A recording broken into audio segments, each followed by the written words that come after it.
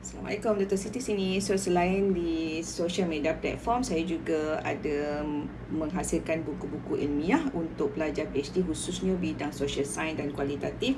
So saya tunjukkanlah koleksi buku saya. So yang terawal dah tak ada lah, dah discontinue sebab kita update the edited version. So ini buku pertama saya, sangat nipis. Saya masa tu baru balik dari buat PhD. So saya kata aku pun sendiri confused. Aku nak bagi kefahaman aku supaya orang faham benda ni tak menakutkan, mudah saja, dan kalau aku boleh buat, orang lain pun boleh buat sebab saya pun bermula pada industri. Saya buat PhD saya di Salford University, United Kingdom. Sebelum tu diploma di Malaysia, degree master saya buat part time di Malaysia, kemudian saya buat PhD di luar negara. So untuk tu saya juga certified NVivo trainer. So saya bermula dengan NVivo 10. Kau NVivo 10 capture screen by screen.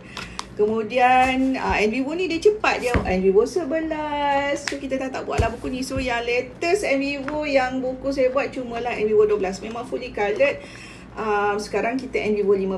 Kalau nak belajar boleh beli buku dan juga boleh step by step dekat saya punya YouTube channel. Dekat situ memang step by step saya tunjuk. Tolonglah tengok, free sahaja. Okay, so saya ada juga yang ini masih adalah NVivo 12. Yang ini kajian kualitatif dan analisis temu bual, dan juga mudahnya literature boleh didapatkan di SLP. Itu kan Rezeki Akademik, Rezeki Training. Dan juga buku-buku lain di